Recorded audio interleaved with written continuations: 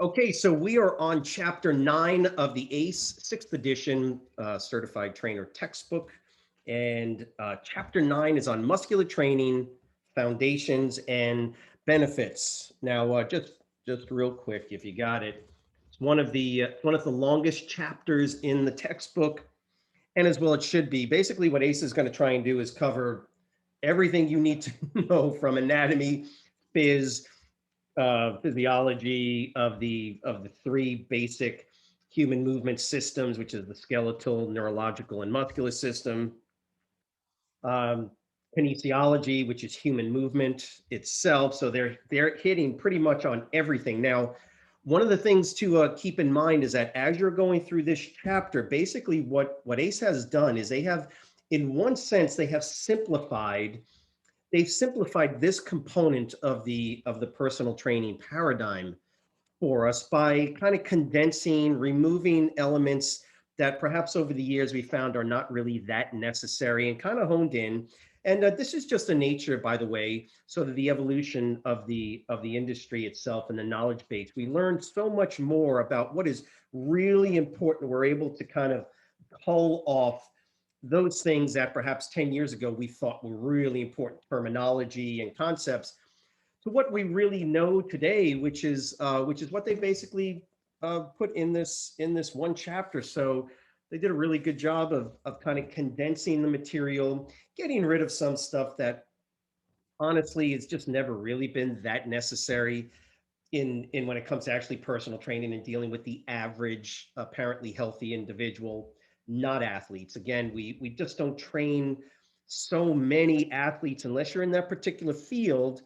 The average person that we deal with, you will get pretty much all the information you need just from this chapter alone, from the muscular training. Remember, ACE, the IFT model has the cardiorespiratory training side of the house and the resistance training side of the house. And that's what they're going to talk about here in chapter 9. So like I say, anatomy, physiology, meaning the adaptations. Remember, the body will adapt to whatever you do to it environmentally, right? And we're talking about resistance training, basic principles that go along with muscular training, from the progression, specificity, reversibility, all of these things they're going to talk about in this chapter. It's really good material. Muscular training variables and program design, and all the way into basically the components of warm up, the conditioning, and then the cool down phase. So that's what chapter 9 is. So hold on to your seats, because there's a ton of information in this one chapter. Remember, have a lot of sheets of paper when you do this, because there's a lot to memorize. Paper, writing implement, read, write, recite, and take your time going through the material. I'll say, like I usually say during most of these chapters, is if you have been exercising for any length of time, if you work out, it doesn't matter whether you're a aerobic instructor or a personal trainer already with 10, 20 years of experience, whatever the case is, just keep in mind that there's a lot of information that you already know. Either you've learned it intuitively from watching other people, or you yourself have read a lot of it. Maybe you've been online for years reading about all the new research, and now you're coming to this and you're looking at some of this information and go, I already knew this. Great, because remember, the goal of studying through the textbook is to learn and memorize as much of the material as you can. Pass your test, come back, review it, and use it for what it really is designed for, which is real world engagement with your clients. So just keep in mind, what you already know gives you a leg up. Go back and try and understand the specifics of those things that you already know. And then obviously you're going to try and learn and go through those things that you're unfamiliar with. And a lot of this is going to be unfamiliar territory for a lot of folks. So just keep that in mind. Now, as we go through chapter 9, we're going to start off with the anatomical systems and beginning with the skeletal system. What are some of the most important things to keep in mind about the human skeleton? Not the names of all the bones. That's not what's important, but it's understanding about bone tissue itself. It's living tissue. And that the ability to move, motion itself, the ability to do activities is based on how the neuromuscular system works over the bones, the joints, and attaches to the bones, and how that is accomplished. So, a basic understanding of the skeletal system is truly important. The shapes of bones, the different types of joints. That's what you're going to go through here. And how does this relate to the real world? So for instance, bone is made up of organic and inorganic material, right? The organic material is going to be the proteins and the other components of the cellular metabolic attributes of the bone itself. And then there's the inorganic mineral composition, right?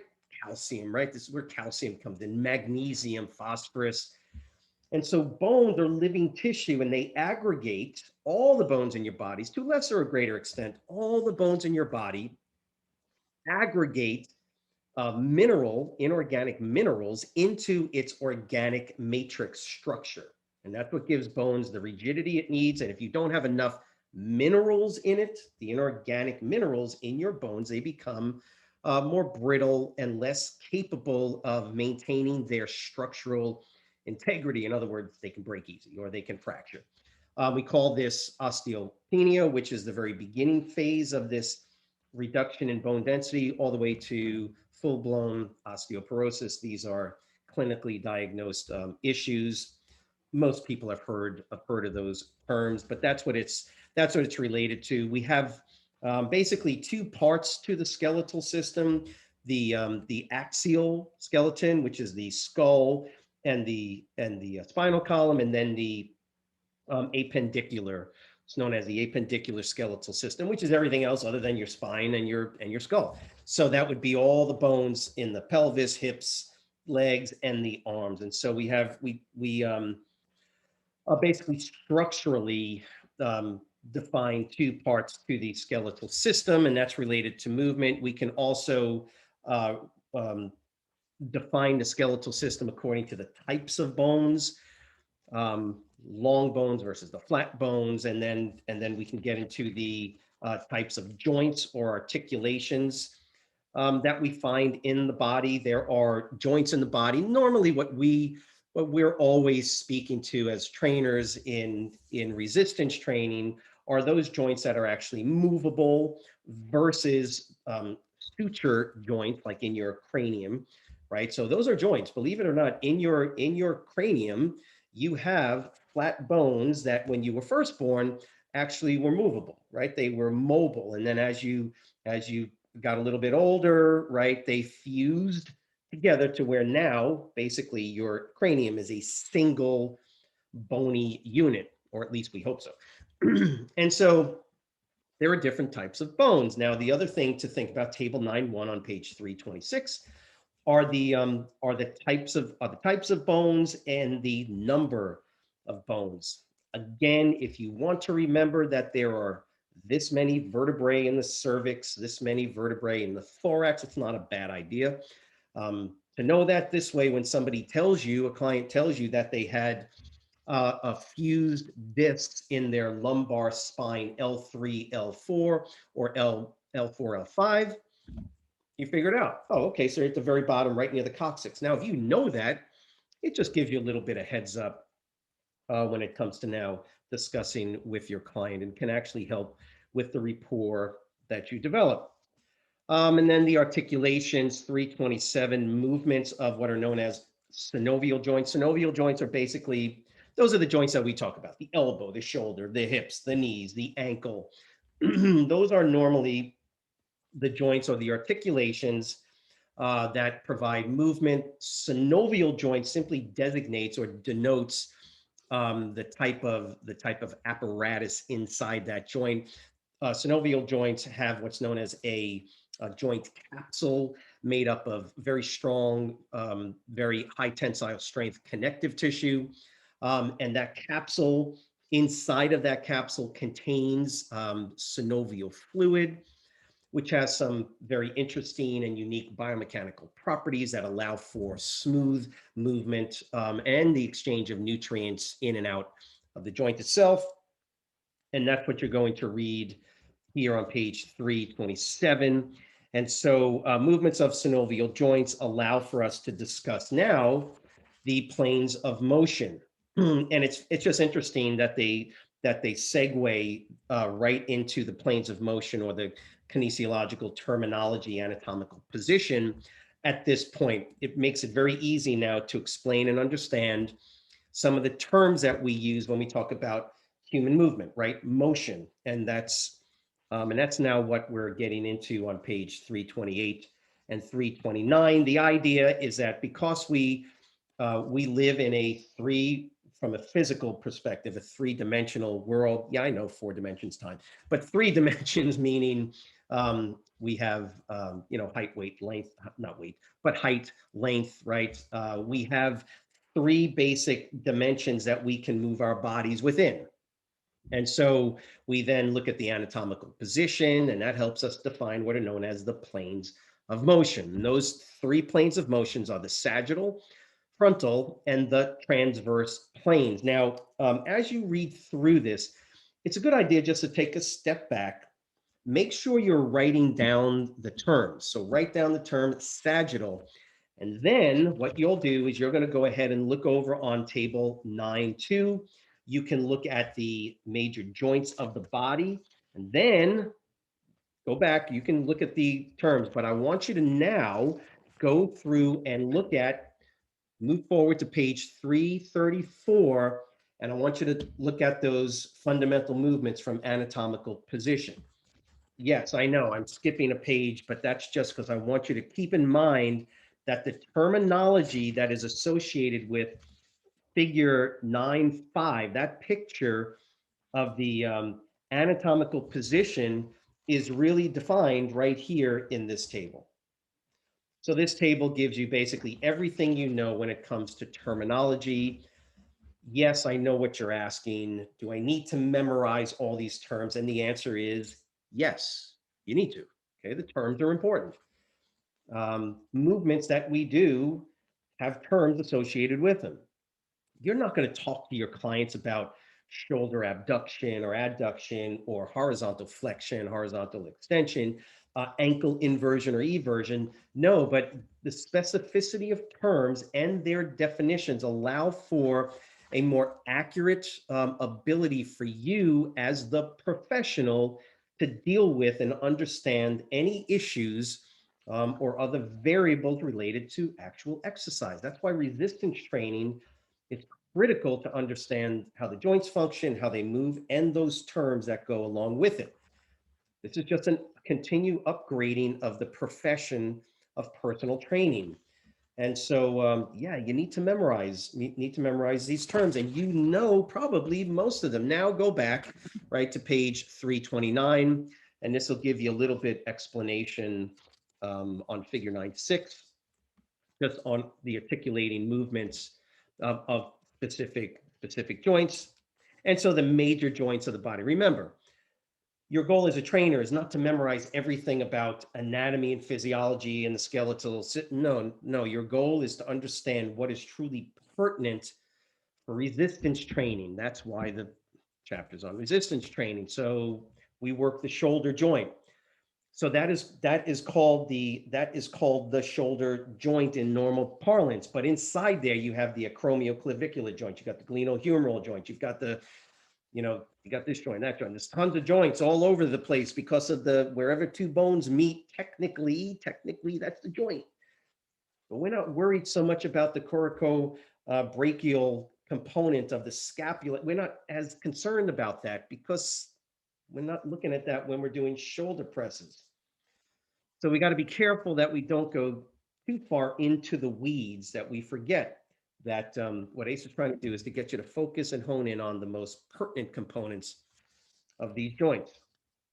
And so the planes of motion, sagittal, frontal, transverse, have terms related to them.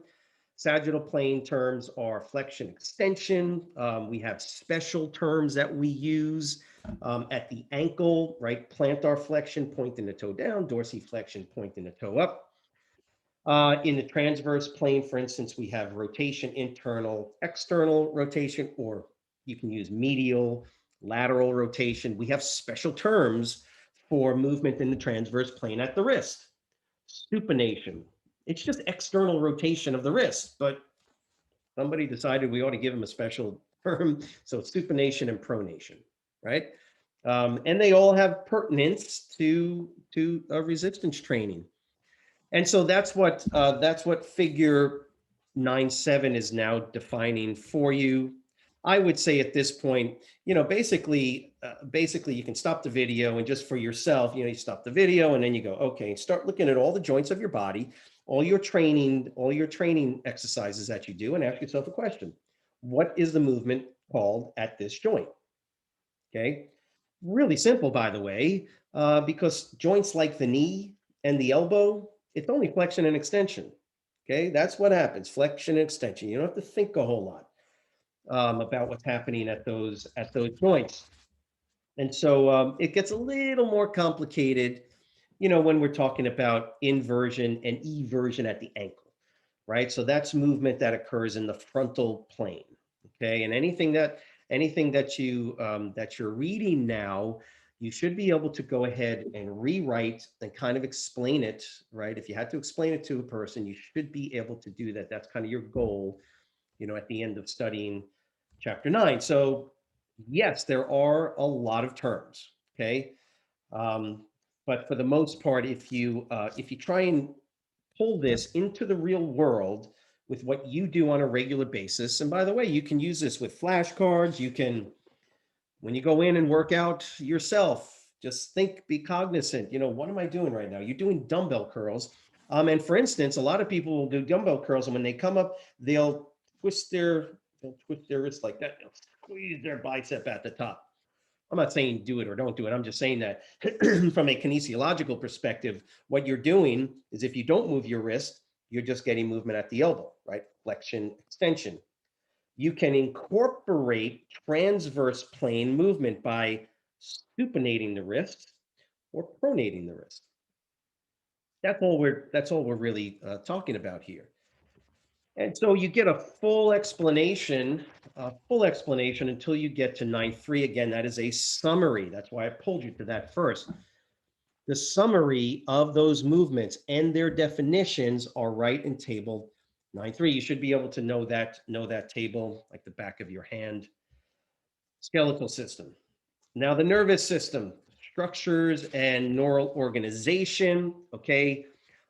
Now again, there's a lot of information. Anything in bold, right? Anything in bold is a good idea to rewrite and memorize.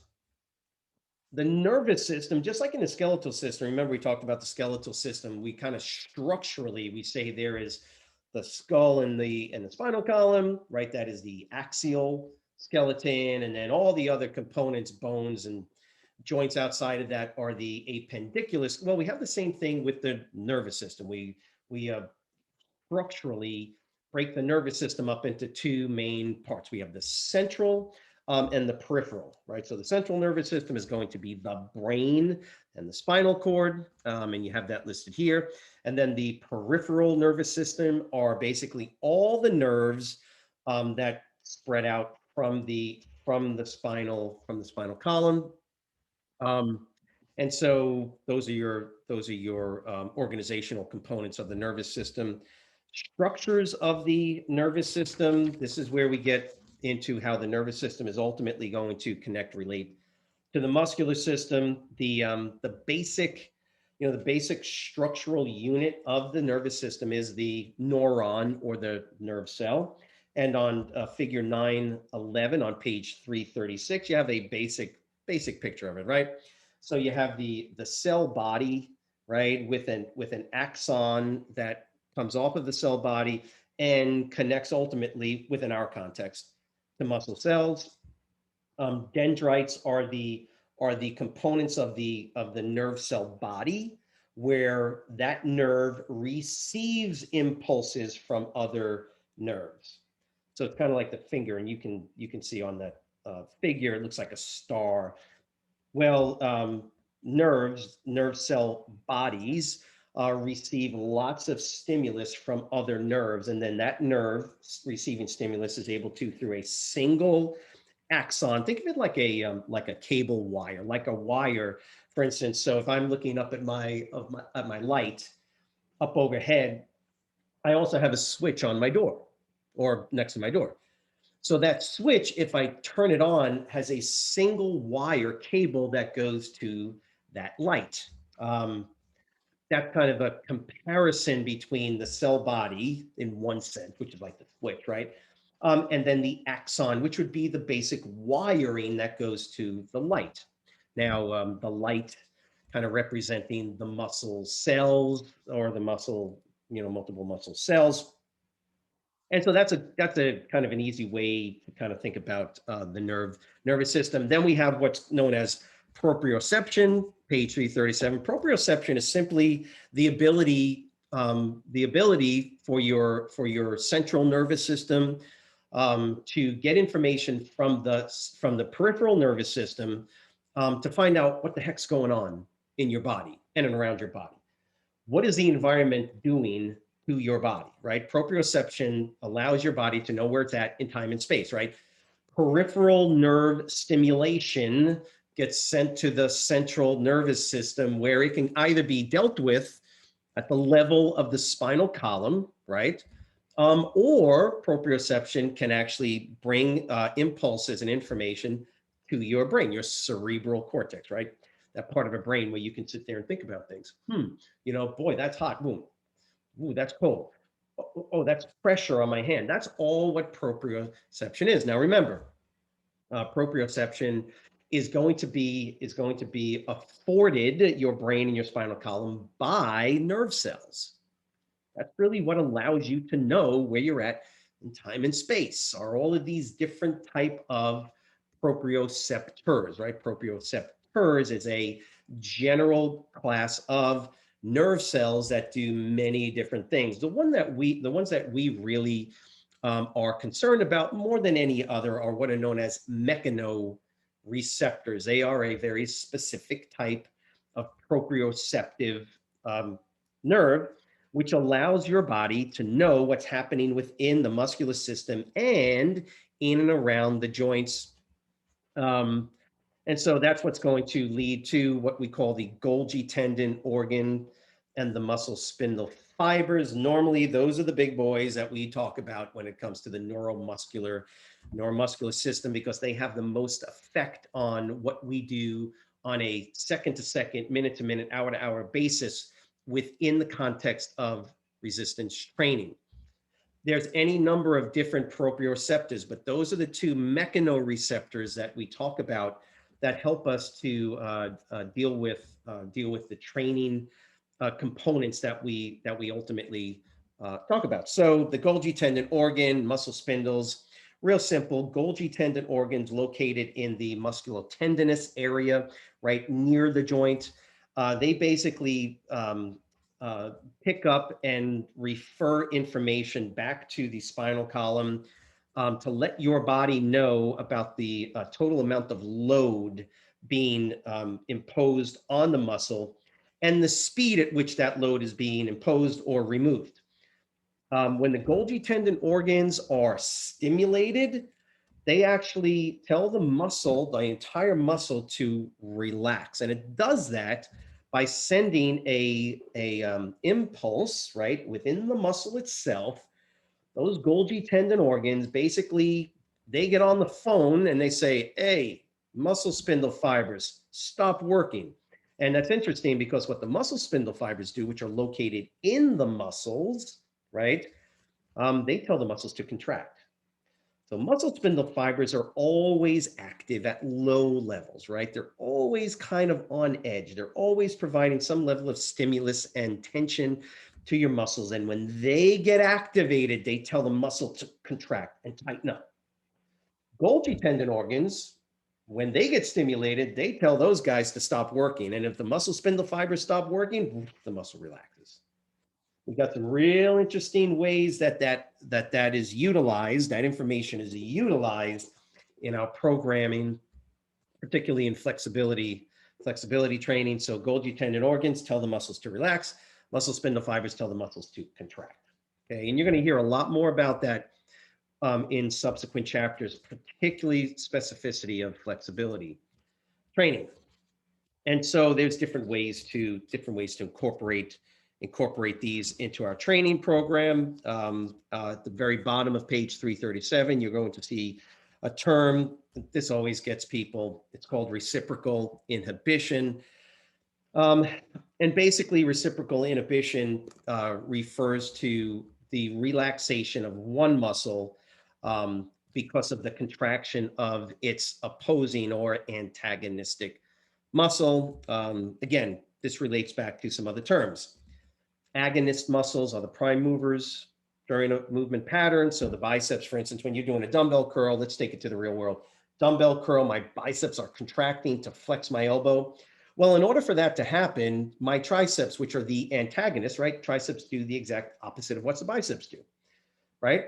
If you're pulling a rope, you don't want somebody else at the other end pulling against you, right? If you want to pull the rope this way, that dude's got to let go of it, right? And allow you to move it. Well, it's the same thing as muscles work over joints. Triceps work over the joint to extend the elbow. Biceps work over the joint to flex it. They are opposite movements. Reciprocal inhibition is simply a way that the body ensures that one movement can occur without having an impediment from the opposing muscle. Now, think about what we just said. The Golgi tendon organs tell muscles to relax. So what is reciprocal inhibition? It's basically the agonist, the bicep in this case, telling, now I'm putting that in air quotes, right? Biceps don't tell it. It uses neurological stimuli to tell the triceps to stop working. And the way it does that is that as the bicep contracts, it sends impulses via the spinal column to the triceps to activate the triceps Golgi tendon organ. Okay, stop for a second. I know some of you are probably going, huh. Okay, let me think. Yeah, think about that for a second and replay what I just said if you have to. The biceps are, from a purely neurological perspective, telling the triceps, stop working so I can flex the elbow. Can you imagine if while you're trying to curl a dumbbell, your triceps got into the action? You wouldn't be able to move because the triceps are trying to extend the elbow and now the biceps are it wouldn't work. So the body has an automated system. You don't have to think about it. Your body has an automated system that as soon as the agonist, prime mover of a movement, is working, the antagonist is shut down. Let's just say I went from dumbbell curls right over to tricep pushdowns. If I'm going to do tricep pushdowns, what's the prime mover? What's the primary muscle working over the elbow joint? It's the triceps. In the case of doing pushdowns, what is the antagonist? It's now the bicep. So if I'm doing pushdowns and my biceps are contracting, I'd never be able to push the weight down. I'd never be able to do it because the biceps are opposing. Well, that's exactly now why reciprocal inhibition comes in. The triceps, because they are contracting, are sending, without you thinking about it, it goes through the spinal column, sending impulses to the bicep and saying, stop working. And the biceps just go. Now, by the way, you can just actually do it yourself. So if I put resistance, like I'm doing an isometric contraction, for instance, I'll just show you, for instance, when I push down on my elbow, my biceps are completely relaxed because my biceps are sending impulses to my biceps. If I do the opposite, if you watch, I can pull the table up. Now my biceps are in an isometric contraction. My triceps are basically relaxed. Reciprocal inhibition, piece of cake if you think about it, right? And by the way, that works on every single muscle, and that's what you're going to get into a little bit more. Concept of autogenic inhibition now is basically within the same muscle. And so reciprocal inhibition, two muscles, agonist and antagonist, one's telling the other to stop. In autogenic inhibition, it's within the same muscle. And so in autogenic inhibition, it's the Golgi tendon organ doing what it does. Okay, what does the Golgi tendon organ do? It tells the muscle spindle fibers, stop working. Golgi tendons become active, muscle spindles decrease in neural activity, the muscle relaxes. Okay. We use autogenic inhibition in any number of ways to assist with flexibility training and stretching. That's really one of the most important things about this basic concept. We don't talk to our clients about autogenic inhibition. We simply say, do this, and try doing this, and now watch. Look what happens. It's also used within another stretching modality known as PNF, or proprioceptive neuromuscular facilitation.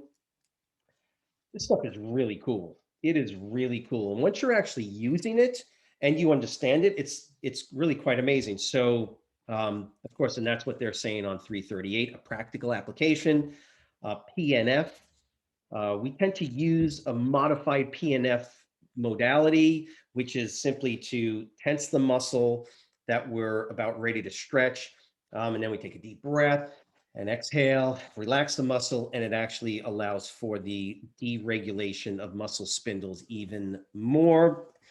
Look, if you were ever wondering how this actually worked, compressing, using self myofascial release, just as a, for instance, right, foam rolling, things like that. If you ever wondered how those work, that's it. It's really straightforward. Autogenic inhibition, reciprocal inhibition. It's an amazing bit of information that has tremendous practical applications. And that's why you need to understand it. Don't just memorize it. Understand what this is all about. And by the way, real quick, on page 338, take a look at figure 912. Now, I'll be honest with you. When I was going through school many years ago, for kinesiology, we would see these pictures. And I remember one of the first times that I had no idea, and you may not even understand what you're looking at when you look at that little disc. You see the muscle, but that disc represents the spinal cord that has been, imagine this pen. Let's see if I can get it so you can see it. Imagine the pen as your spinal cord. Now, we're used to seeing the spinal cord itself, right? But what they're doing in this figure is they're taking a cross-sectional piece of it, like a slither of it, right? They're taking a cross-sectional piece of it and letting you see it in this transverse view.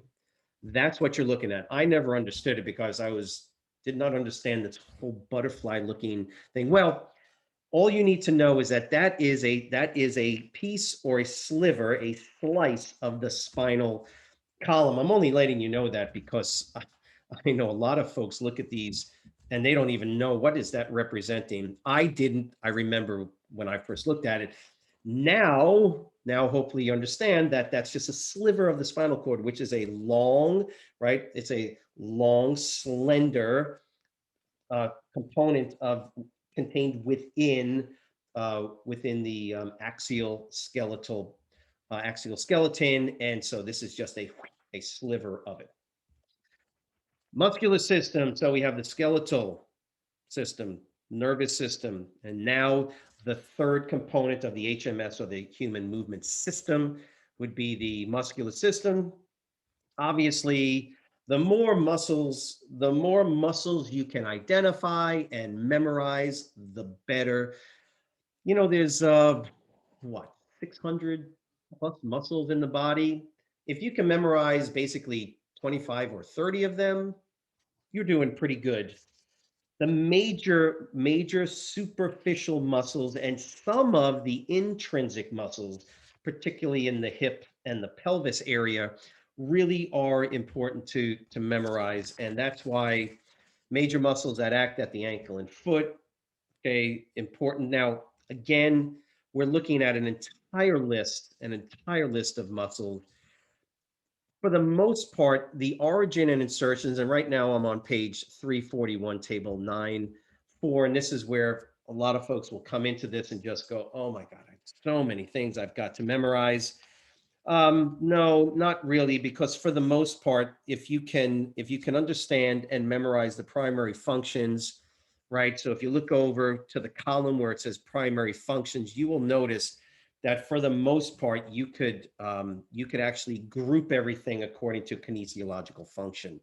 It's a lot, it really is a lot easier when we look at, just as a for instance, dorsiflexion, at ankle is by the anterior tibialis. Well, come on down primary functions and see if you see anything else that says dorsiflexion. Oh, look, the extensor hallucis longus, that also has dorsiflexion. Well, those, now you can memorize those two.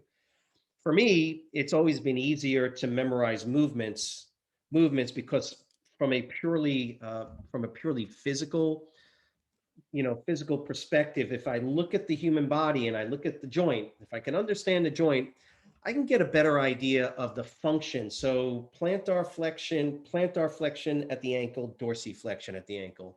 Well, what are the muscles that pull up? Well, those muscles would normally be in the anterior compartment of the tibiofibular complex of the lower leg.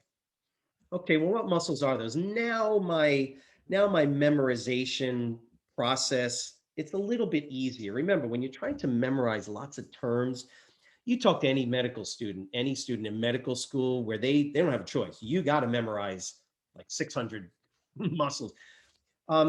They're always trying to figure out what is the easiest way to memorize terms. One of the ways I found it, maybe it doesn't work for everybody. One of the ways I found was to understand function first. What are the what is plantar flexion? Well, that's going to occur. It's going to be the back of the leg, the gastrocnemius, the soleus. Well, what are the other muscles then? Now, if I look at function, for me, it was always easier to go, okay, muscles in the posterior compartment. What would those, okay, I got it, this, and then I would add on, right? In this case, you can now add on to some of the muscles you already know. Think positive. You already know some of these muscles. All you're doing is adding. Once again, if all you're trying to do is memorize terms, I get it. Do it for sure.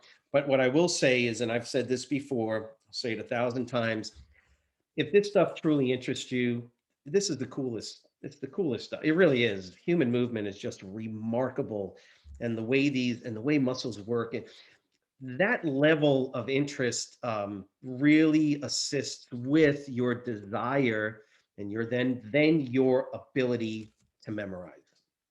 Um, like I say, if you're just trying to memorize, you got techniques to do that, but I would really try and understand and spend some time on this. So now you've got muscles at the knee, muscles at the hip. I'm not going to go through every single one of these with you. This is one of those situations where it's straight rote memorization. You basically have from page 341 all the way up to 346. Spend some time on those tables. Remember, okay, write them down.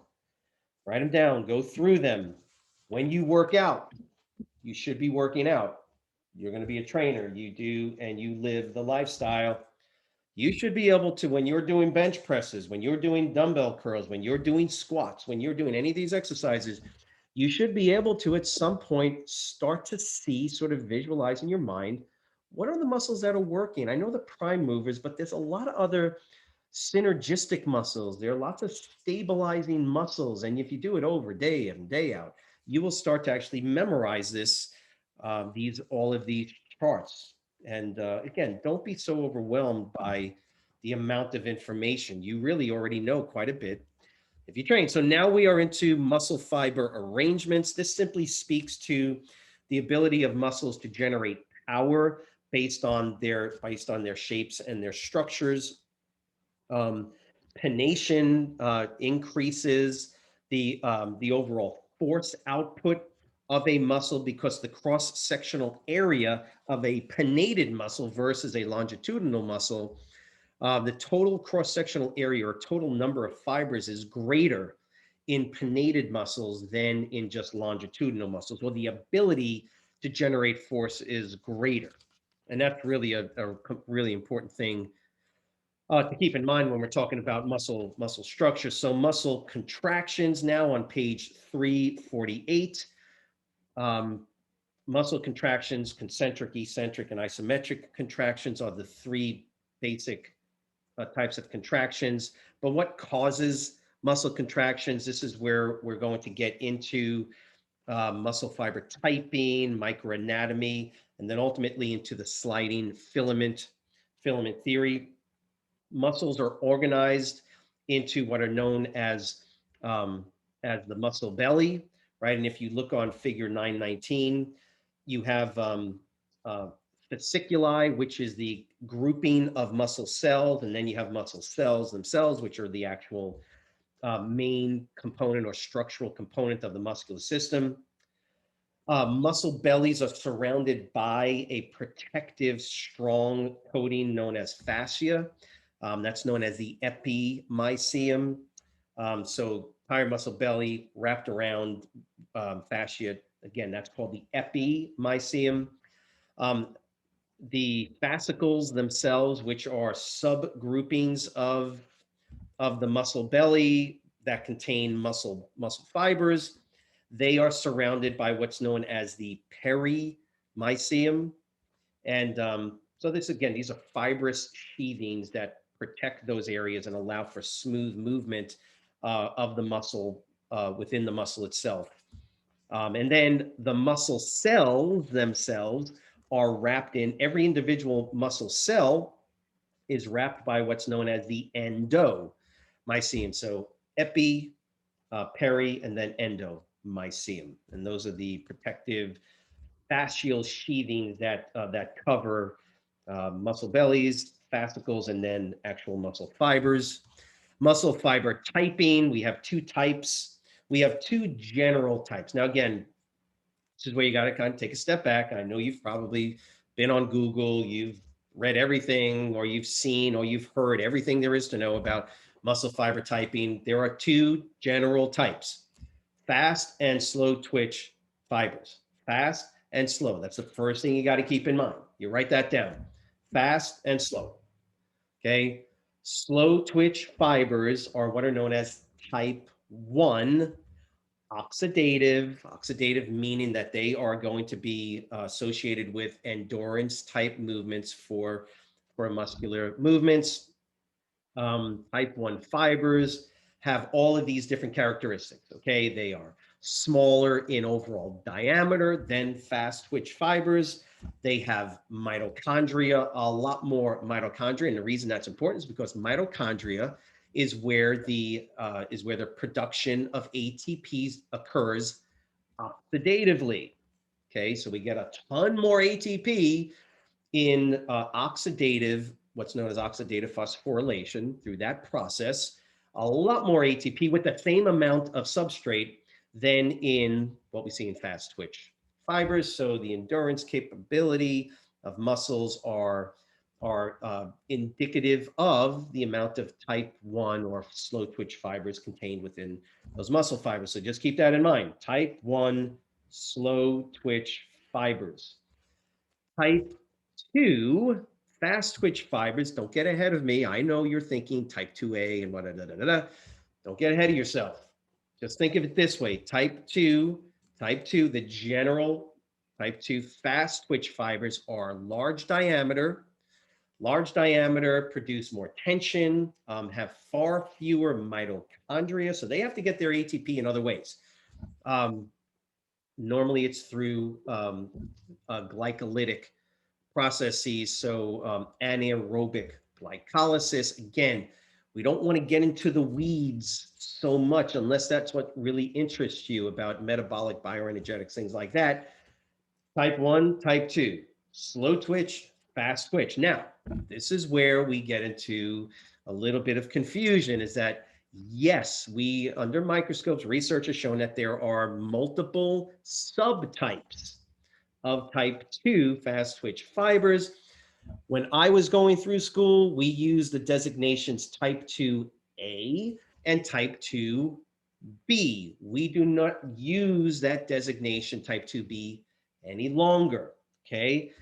But if you see the term type 2B from older studies and older research materials, and even today, if people incorrectly say type 2B, it ain't that big of a deal. The only difference is that we know from research that type 2B, because of enzymatic differences and because of particular unique components within mammalian muscle cells, humans really don't any longer, because we're more specific in our understanding, we don't really have type 2B fibers like mice and other primates have. We have what are known as type 2X. Who cares, right? In the end, we use a designation that we've been given, which now is type 2A and type 2X fibers. So let's keep that in mind. It just makes, look, we want to just keep on the same sheet of music with what we understand in research. If you've been using type 2B, just make the switch, say type 2X. That's all. And type 2X are the what are known as white um, anaerobic glycolytic fibers. They create a lot of tension, little to no mitochondria. And so they develop tension, and ATP is produced via these what are known as glycolytic pathways, produce a lot less ATP, but you get a lot faster. Okay. That's kind of the deal with muscle fiber typing, and then the microanatomy, the microstructure of what's known as the myofibril. That's where we see, and you've heard these terms, that's where we see the actin and myosin filaments within what are called sarcomeres. And so the sarcomere is the fundamental contractile unit. They are a single contractile component within an entire muscle cell. So we have sarcomeres, which are located in series along the entire length of the muscle fiber. That's where we see groupings of actin filaments, they're proteins, over single bundled strands of myosin filaments, and they move in and out over those myosin strands. And that's what you're kind of looking at here on figure 920. They shorten and they lengthen, and when the entirety of all the sarcomeres along the entire length from one part of the tendon to the other of a muscle cell, when all of those sarcomeres shorten, the entire muscle cell shortens, and then the entire muscle cell lengthens.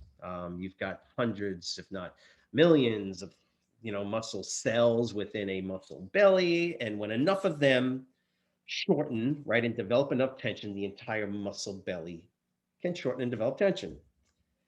And that's what the sliding filament theory basically explains. I like the way they basically gave you one paragraph to explain it. It requires ATP for all of this to happen. Once again, we don't want to get into the weeds of this.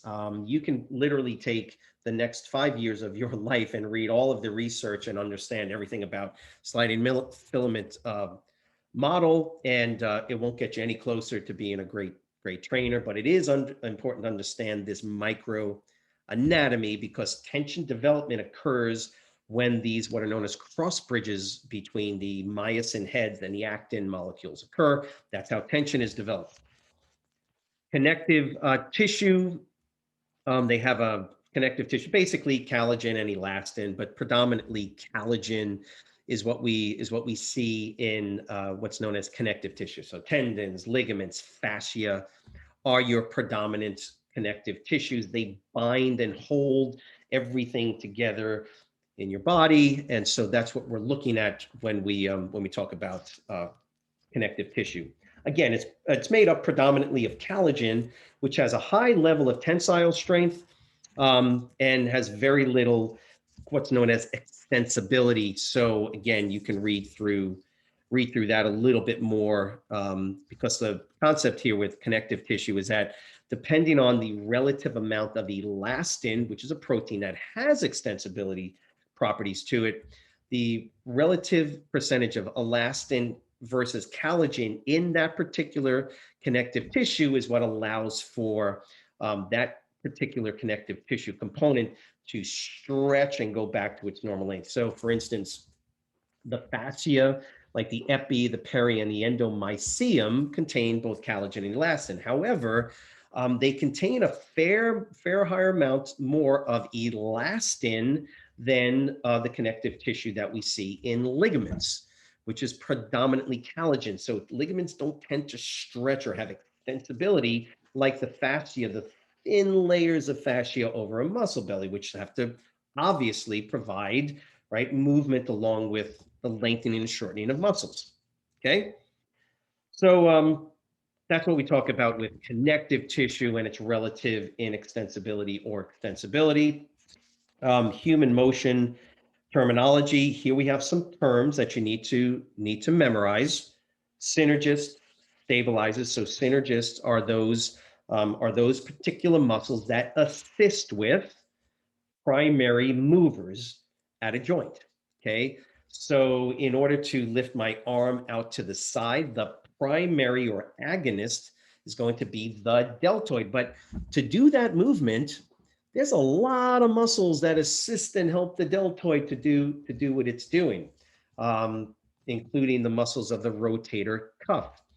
If there's a dysfunction or a problem with the primary mover, what tends to happen is those synergists start to become or help too much in the primary movement, and that's where we get musculoskeletal dysfunctions and problems.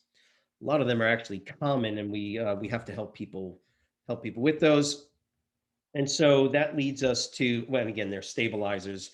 Again, in the rotator cuff, just as a for instance, we have lots of stabilizing muscles that effectively move into isometric contractions and hold parts of the skeletal system in place while the primary mover does what it needs to do. Okay, and we see this all the time with static and dynamic flexibility training. We have to be able to strengthen these stabilizers to ensure that primary movers are doing what they're supposed to do. Types of muscular action. So we have what are known as, and I mentioned this a little bit earlier, isometric, concentric, and eccentric movements. Isometric simply means iso is the Latin word for same, which simply means an isometric contraction is a contraction where tension is developed in a muscle, but there's no change in length. Iso, same length or same, right? So technically iso, same metric length, because it's, the metric system is a length-based system. And so it's going to basically isometric, meaning the length of the muscle doesn't change, but there is tension developed. Concentric simply means that the muscle under tension is shortening. Eccentric is the opposite. Muscle under tension is lengthening. Okay, that's where those terms come from. So concentric, eccentric, in the gym parlance, we say positive part of the movement, and the negative, right? Those are the terms we normally use. The concentric is the positive, and the eccentric is what we call the negative. Kinetic chain movement now defines for us whether a movement has the distal component of the kinetic chain moving or stable, while the proximal component of the kinetic chain is moving or stable. These are either open kinetic chain movements or closed kinetic chain. The kinetic chain itself is technically all of the limbs and joints that are involved with a particular movement. Technically, you can say the entire body is the kinetic chain, but when we're talking about exercise and movement, we're basically saying that when you're doing a dumbbell curl, what are the joints and the limbs involved directly with a dumbbell curl? Well, obviously, if I'm doing a movement here, obviously the elbow, correct? Because that's where the movement is occurring over. Well, what are the bones on either side of the elbow? Well, it's the humerus, the upper arm bone, and the bones and joints. So technically, the kinetic chain during a dumbbell curl is the elbow, the wrist, and all of the joints in the fingers, even though they are generally in isometric contractions because they're holding the dumbbell. So the kinetic chain technically would stop with the upper arm, but we always include the shoulder joint in the kinetic chain. And so technically, the kinetic chain during a dumbbell curl is the shoulder, the human, right? So all of the joints and limbs involved with that. The term open and closed simply refers to, within that kinetic chain, the relative movement or lack of movement of the distal distance part of the kinetic chain, right? Those limbs or those areas that are the furthest from the midline of the body, and that part of the kinetic chain that is closest. So once again, think about it. My hands are further away from my midline of my body, right? My hands, my fingers are further away than the shoulder. So this would be called the proximal component. This would be termed the distal. I'll give you a chance to think about this now. When you're doing a squat, what is the distal part of the kinetic chain, right? It's going to be my feet, okay? Whereas the proximal component, again, it's a challenge because really my spinal column is part of the, in one sense, part of the kinetic chain in a squat because it's all involved in it, but let's just keep it academic. And let's just say that the hips and the pelvis stop the movement. That would be the proximal, right? My hips and my pelvis are closest.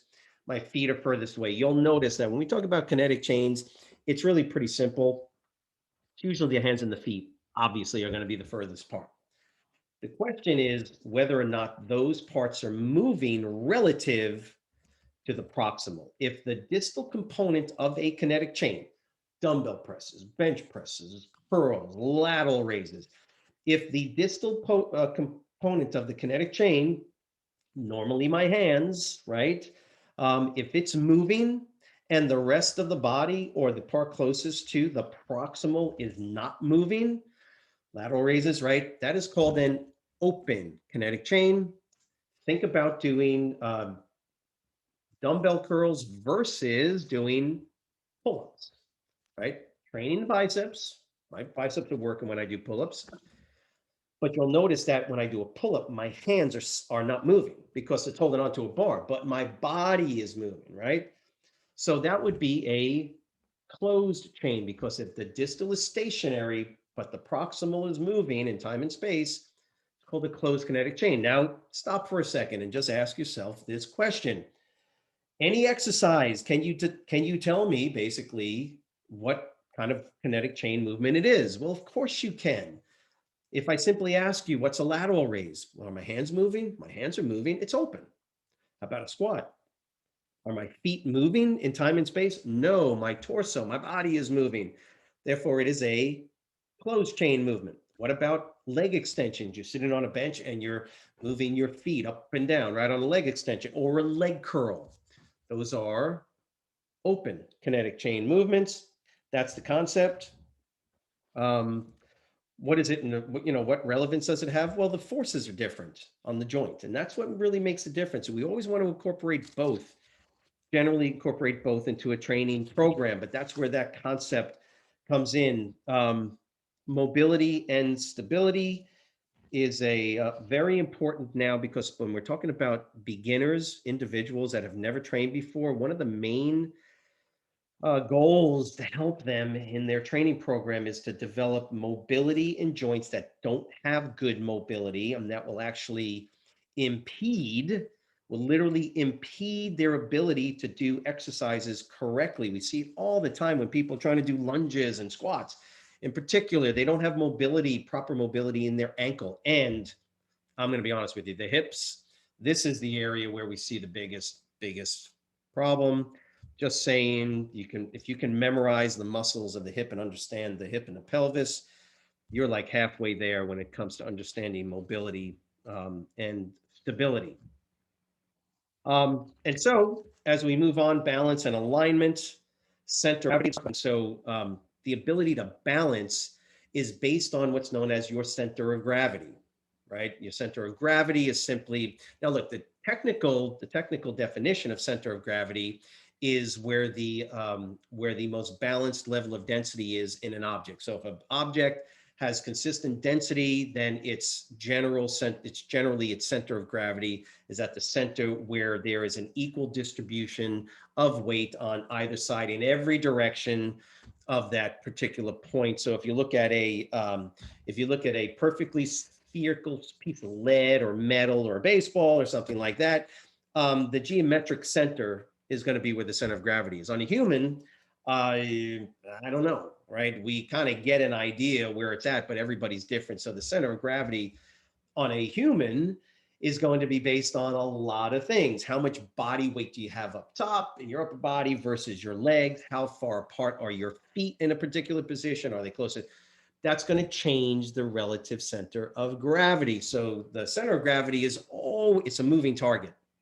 It's always changing. And when you look on page 358, of course, that gives you a better understanding of what we're talking about. As soon as your center of gravity moves outside of basically your pelvic region and in front of you, you're going to fall forward. If you move back, you're going to the side. This is why it's always a good idea to make sure when you're training people, you understand their ability to balance, basically based on their center of gravity. So this is one of the reasons why when you add resistance and people are holding things, okay, that changes the center of gravity. You just got to keep that in mind as you're working with folks. Balance training, or the ability to help people to essentially feel and know and be more proprioceptively aware of their center of gravity, is a key component of the training program. And so we want to make sure that people are well aware that when they're doing lunges or dumbbell, whatever the case is, that they're in proper positioning and they know and feel where that base level of center of gravity is. And that's basically what we're talking about here. And interestingly enough, in figure 929, if you take a look at that, the one picture of the individual as she's leaning forward, the center of gravity is going to come forward of the torso. And this is the reality of this, is when we're doing squats or stiff-legged deadlifts and other exercises, is that as people move forward or lean forward, they're going to have to compensate for the center of gravity moving forward or backward by moving the position of the hips and the pelvis. The ability to do that innately is important. You're going to have to teach that and train people, believe it or not, especially older folks that have not done any exercise and that have an issue with their vestibular system. The vestibular system is the balance center, and that's located inside the inner ear. Just so you know that. That's part of the proprioceptive apparatus. Now on page 360, what are the benefits of muscular training? First, increased physical capacity. Simply the ability to do work. That's what physical capacity is. It increases an individual's ability to do work in the same period of time at greater physical exertion, higher levels of physical exertion. That's what's going to increase physical capacity. We're always looking to do that with our clients. And of course, physical capacity just in general is going to decrease with age. You can't stop that. You can't stop it. What we try to do and help our clients understand is that what we want to do is that downward slope of decreased physical capacity. Okay, we want to lower, or we want to decrease the steepness of that curve from age 30, for instance, to age 80. We want to decrease the steepness. We want that curve to be less steep so that the decrease in physical capacity is minimized as we get older. That's a main goal of resistance training. Enhanced metabolic function. Resistance training affects directly the muscular system, particularly type 2 fibers, both type 2A and type 2X fibers. That's going to, and because muscle has a certain metabolic activity level associated with it, the more we train those muscles, the more metabolically active they become. We increase that normal demand at rest. Remember, at rest, your body is basically burning the most calories, right, over the course of the day. 70 to 80% of your caloric expenditure is just coming from your resting metabolic rate. If we can increase that, great. And that's what we do when we do resistance training, basically, is the concept. Reduced injury risk and disease. Obviously, if we can increase the strength of our muscles, they tend not to get injured as easily. We do activities of daily living tend to become easier to do, right? Osteoporosis there is a direct correlation between resistance training and the reduction in osteoporosis or the decrease in bone density because of the physical mechanical nature of loading a muscle and its effect on the tendon attachment to that bone. The body literally directly increases the density of that particular bone. And it's a normal process that occurs. So yeah, you got to be training with weights. I don't care how old you are, even if it's lifting 5-pound dumbbells for older inactive individuals. We definitely want them doing resistance training. Of course, improved body composition, reduction in the severity or even the elimination, if possible. It can happen. Type 2 diabetes, lipid profiles, all those things that we have listed. Remember, there's some bullet points. You should know those. Page 363 all the way to 365 has the ABC approach and the mover method. Read through it. Again, it's giving you some insight, some tips and hints on how you would engage in a conversation with your client. And now we move into, on page 365, what are the physiological adaptations to muscular training, acute and long-term? Remember, acute is sudden onset and it doesn't last. It's the effect of something on something. So the acute physiological adaptations is what happens when I do a dumbbell curl for 10 reps. What are the acute physiological changes? This is what happens. What happens so that's acute physiological adaptations, but what happens when I do dumbbell curls on a regular basis, along with changing my nutrition and exercising 2 to 3 days a week? What are the long-term or chronic adaptations? And that's what you're going to read through now as you get into the factors that influence or are influenced by resistance training. So hormone levels are affected or influenced by muscular strength training and the subsequent hypertrophy, which is the increase in the diameter of muscle cells. So muscular hypertrophy is when muscle cells, and by the way, both type 1 and type 2 fibers hypertrophy, right? Yeah, those type 1 red slow twitch fibers, they do increase in diameter as well. They do, but they also get better at the functions that are attributed to them, which is endurance capabilities as well. But they're muscle cells, just like the other muscle cells. They're just smaller. That's all. And so, and of course, they have the endurance capabilities, more mitochondria, and that's a way of understanding adaptability to the training program that you have people on. So, what are the factors then that influence strength and hypertrophy? Hormone levels, testosterone and growth hormone. Now, they don't say it in here, but also insulin has a profound effect on how your body. Insulin is a believe it or not, an anabolic hormone. Okay, whereas cortisol is a hormone that's catabolic, right? When the breakdown of large molecules into smaller molecules, that's catabolism. Anabolism is the opposite of catabolism. Anabolism is the development of large molecules from small molecules, amino acids into proteins, right? Free fatty acids into triglycerides. That's anabolism.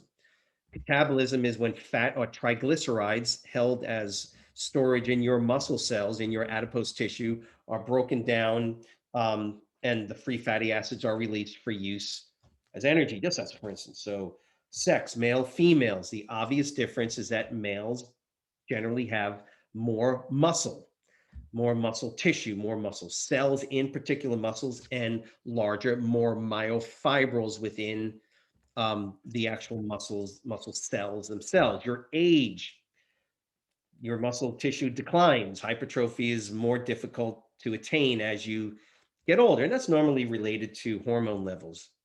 Muscle fiber typing, although type 1 and type 2 both grow and hypertrophy, The fact of the matter is that not everybody has the same percentage of type 2. You got more type 2 fibers in your bicep than somebody else, more than likely you'll be able to increase the overall diameter of your muscle cells more so than he or she can, just because of the genetic makeup of your muscles, muscle length compared the total length of the muscle relative to the length of the tendon of those particular muscles.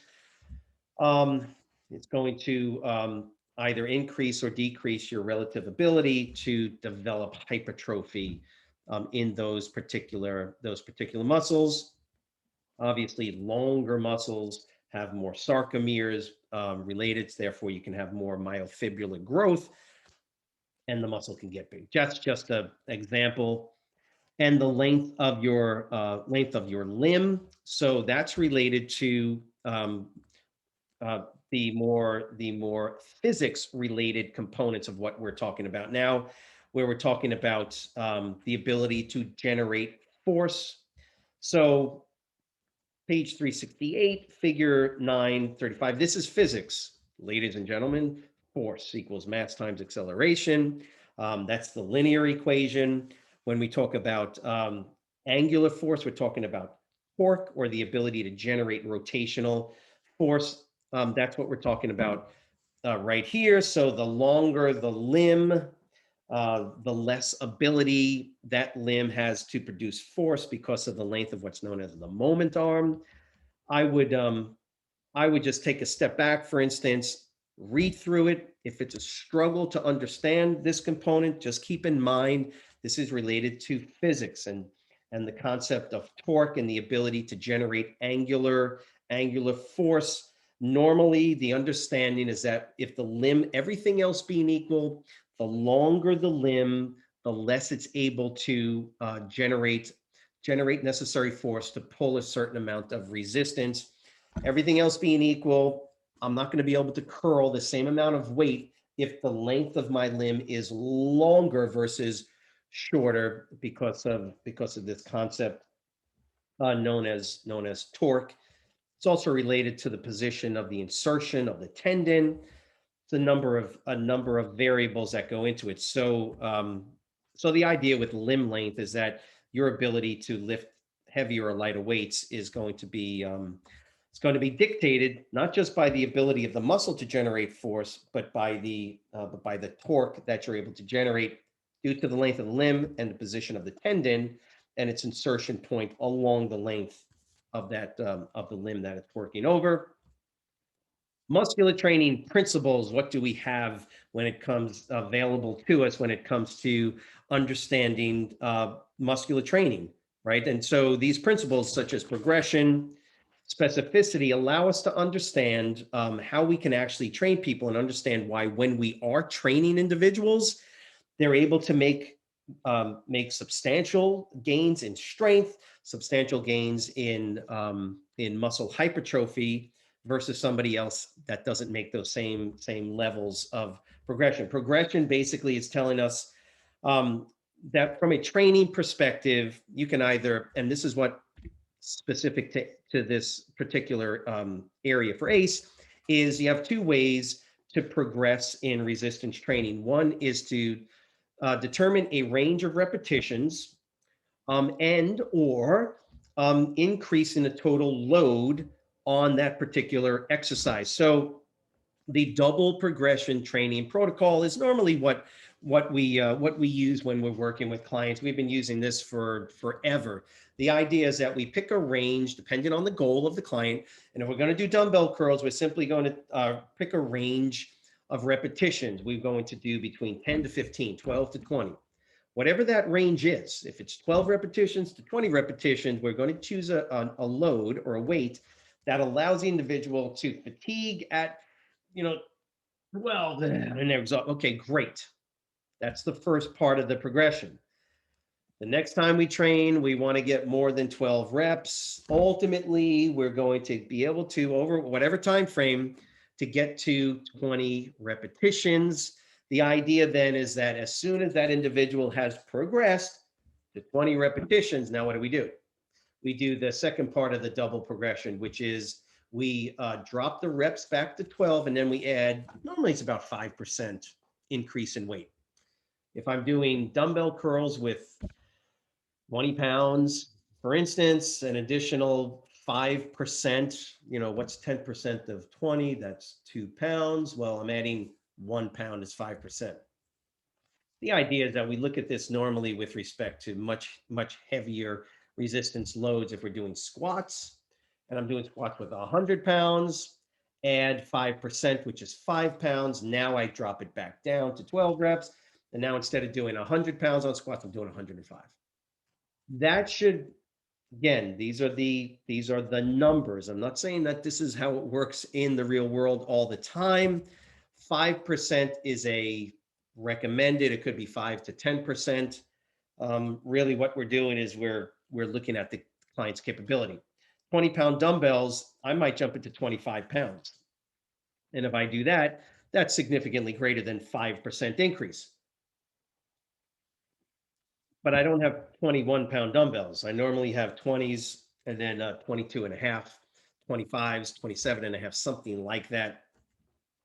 The idea conceptually is that as we get stronger by increasing repetitions, we're going to have to now back off on the number of repetitions, but increase the load. Again, we've been using this forever.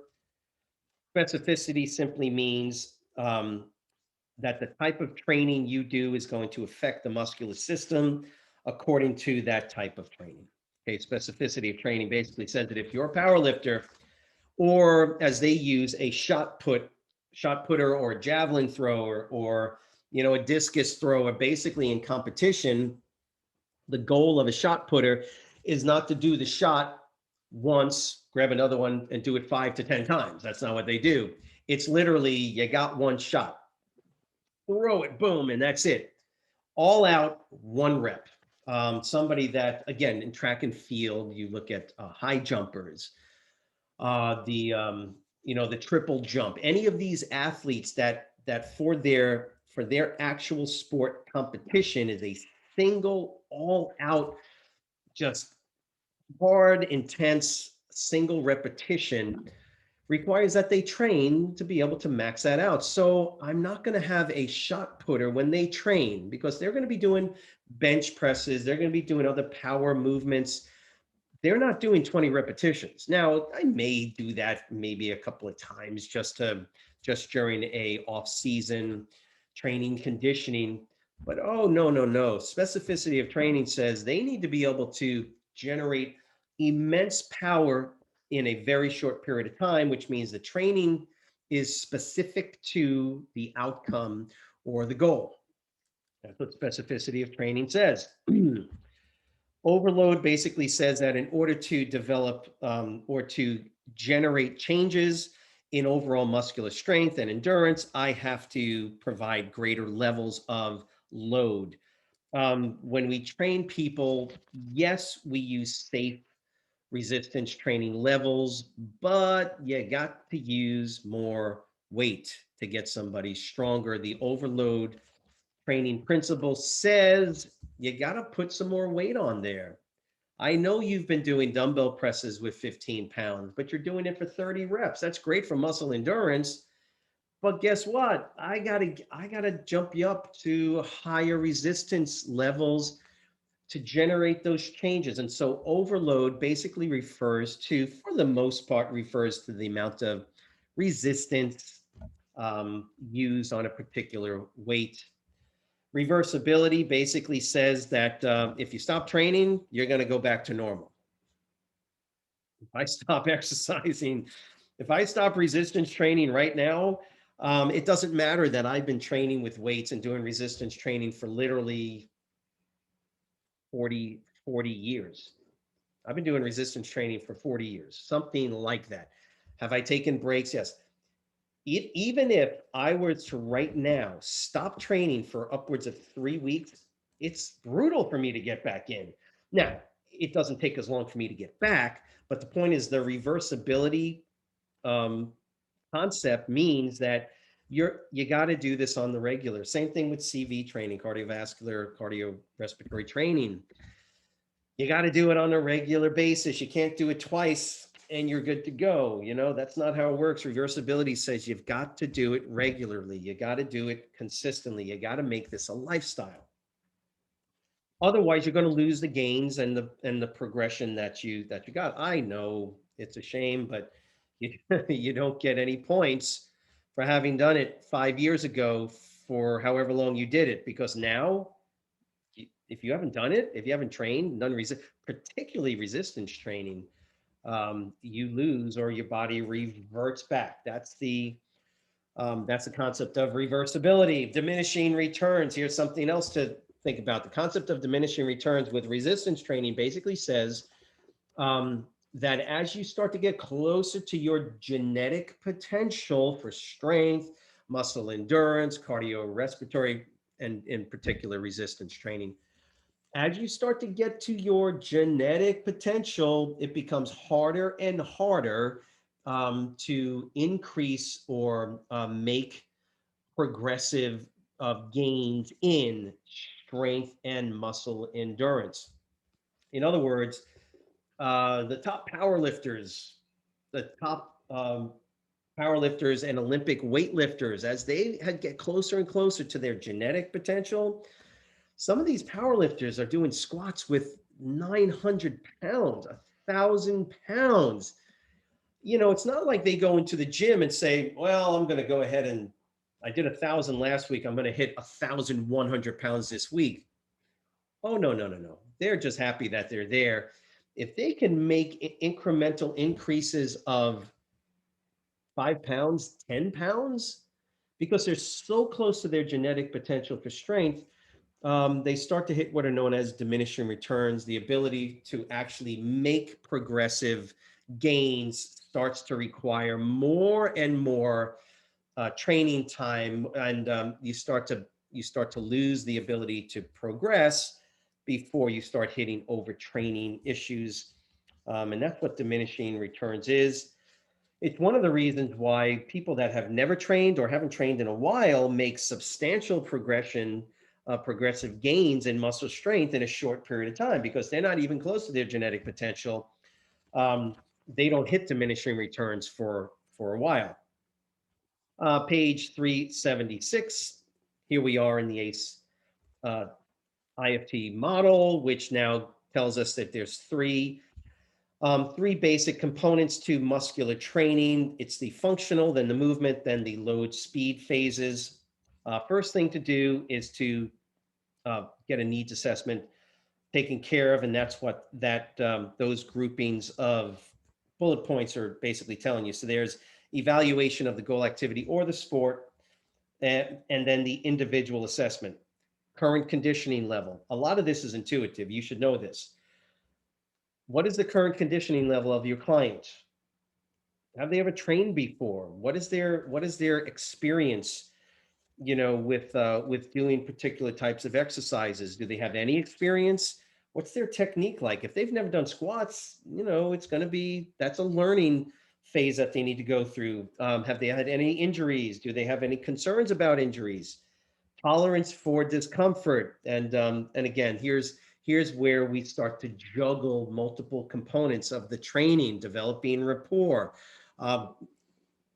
Individuals have differing levels of pain tolerance, and I try not to use the word pain.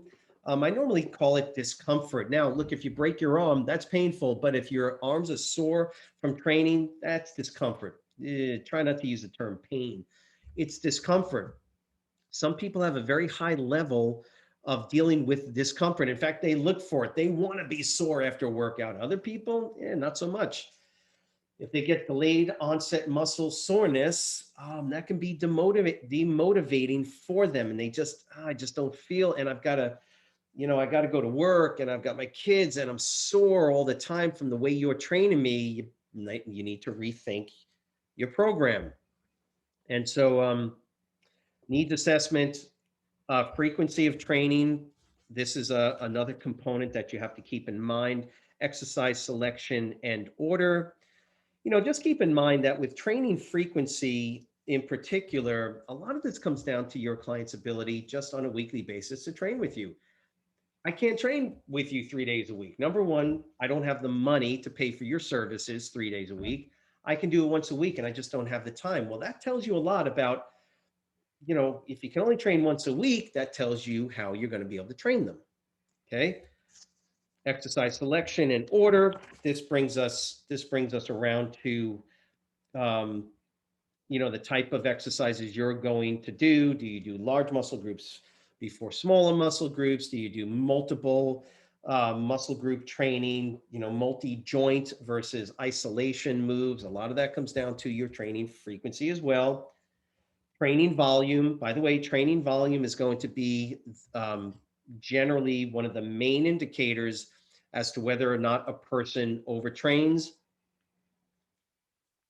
Training volume refers to the total number of reps, total number of sets, and the intensity level that you're training at.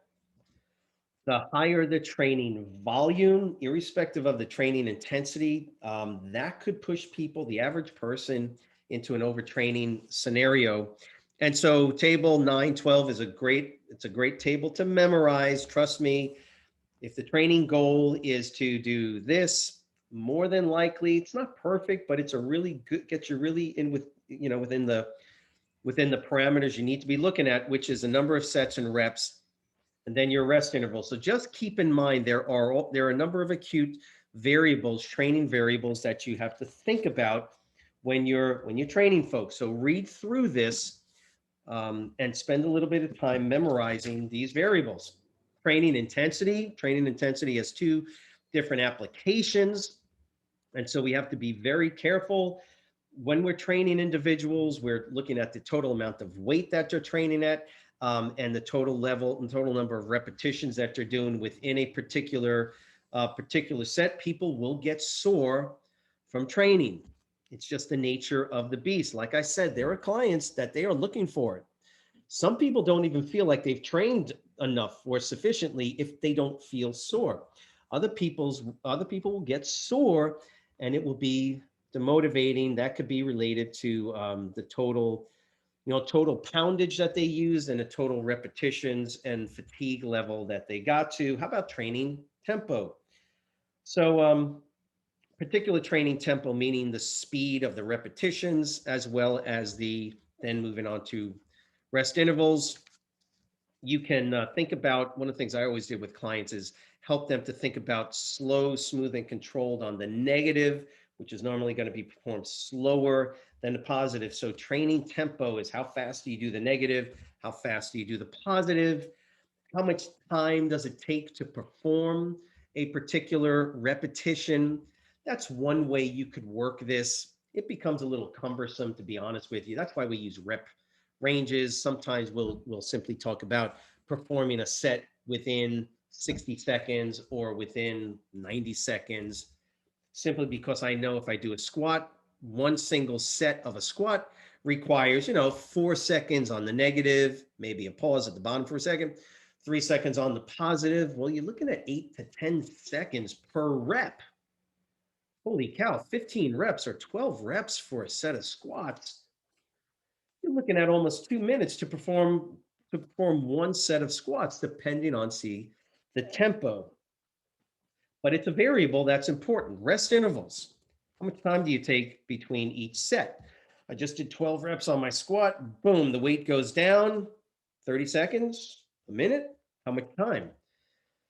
And so this is just about recovery in between sets. It's based on the goal of that particular training program. If you're interested in developing strength, like you're a power lifter or an Olympic weightlifter, you're going to increase the rest intervals. You want more recovery between your sets so that you can allow the glycolytic anaerobic glycolysis, those systems that generate ATP, to recover, so that your next set you can maximize your power output versus somebody that's trying to develop or increase hypertrophy, where strength is not as important. When you're trying to develop bigger biceps, what you're trying to do is you want to recover just enough, but not too much, because you want to actually create this sort of overloading process on the muscle between the 12 to 15 repetitions, and you don't want to recover too much because you do want to create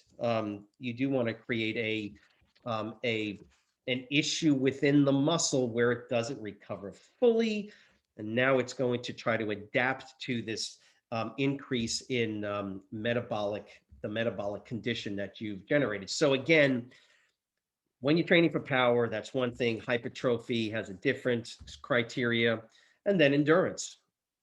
So how much time do you rest in between a 20, 25 repetition set? Well, total load is decreased, and so you're trying to get more endurance capability. You put the weight down, you may not rest for very long at all. You may rest 20 seconds, maybe 25 before you pick up the weight again and knock out another 20, 25 repetitions, or again 2 minutes worth of training time. The idea is that the way you determine your rest intervals in between sets is functionally based on the type of the goal of the actual training scenario that you're working in. So muscular strength training has a warm up, right? 5 to 10 minutes. The conditioning, however long that's going to take, based on the type of training you're doing. And then the cool down phase itself, always do a cool down. It could be another 5 to 10 minutes, just to make sure that heart rate gets back down and you're getting the client back to a more stabilized resting state. Don't let people sit down. Don't let them lie down without doing a cool down. Don't let them lie down anyway. You don't want pooling of the blood. But the point is that these are the three basic components in the IFT. In the IFT model, there's always going to be a warm up. You can do the general warm up and then a site specific warm up, particularly with resistance training. So just keep that in mind. You can do the cardio, a little bit of cardio, get the heart rate up, increase core body temperature, and then if you're training, let's just say your chest or whatever the training is for that day, you would do very light movement patterns, right, just to increase the overall temperature, internal temperature at a particular joint that you're going to be working over, and to get those particular muscles sort of prepped from a neuromuscular perspective for the training intensity that you're going to be putting them under. Remember, that is unique to resistance training. Conditioning is the actual workout itself, and then the cool down to make sure that heart rate gets back down, like I said, and the individual is now getting back to a normal, stabilized physiological state. Remember, yes, it's a long chapter, and it's taken a fair bit of time to get through it with you. Remember, at any time during the chapter you needed to, you could just stop the video and spend a little bit of time working on those particular areas. Now, remember, this is chapter 9, very important chapter, and I look forward to seeing you in chapter 10.